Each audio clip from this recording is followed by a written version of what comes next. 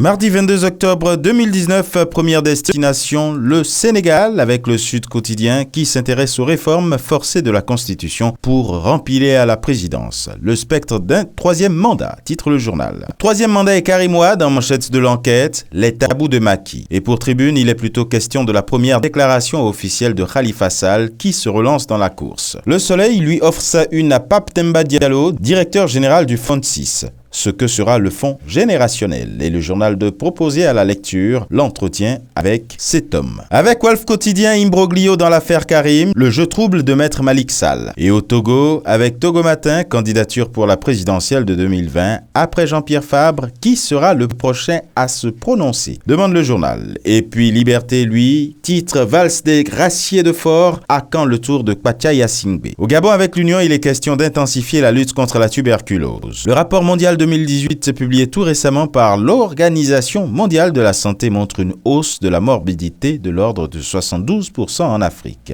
Au Gabon, mettre en place un dispositif efficace en matière de prévention, de diagnostic et de traitement apparaît comme une nécessité absolue. Au Mali, en manchette du journal Les Échos, Yaya Sangaré, le ministre de la Communication chargé des relations avec les institutions et porte-parole du gouvernement, indique que c'est le moment d'accepter de se concerter pour le pays. En Côte d'Ivoire, Fraternité Matin s'intéresse à la coopération Côte d'Ivoire-Japon. Ouattara a échangé avec Shinzo Abe et après un entretien avec le Premier ministre japonais, le président de la République assiste aujourd'hui à l'intronisation du nouvel empereur Naruhito. Le Jour Plus informe ses lecteurs qu'Ahmed Bakayoko était à Bobo hier. Des gens qui n'ont rien construit bavardent sans rien proposer. Grâce à Ouattara, la Côte d'Ivoire progresse, dit-il. Et le nouveau réveil fait état de ce que la Côte d'Ivoire va mal sous Ouattara, la révolte des Ivoiriens. Et le journal ne manque pas de proposer les remèdes de Bédier. Ahmed Bakayoko de revenir également en manchette du Patriote. Et cette fois-ci en répondant directement aux opposants. Il bavarde et ne propose rien. Se venger n'est pas un programme du gouvernement. Au Bénin, avec Fraternité, gestion des inondations et la responsabilité des gouvernants à l'épreuve des pluies diluviennes.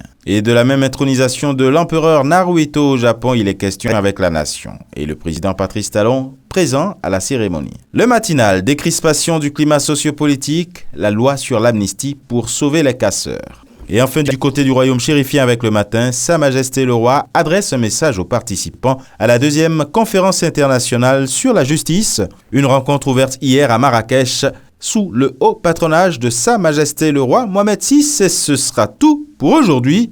À demain.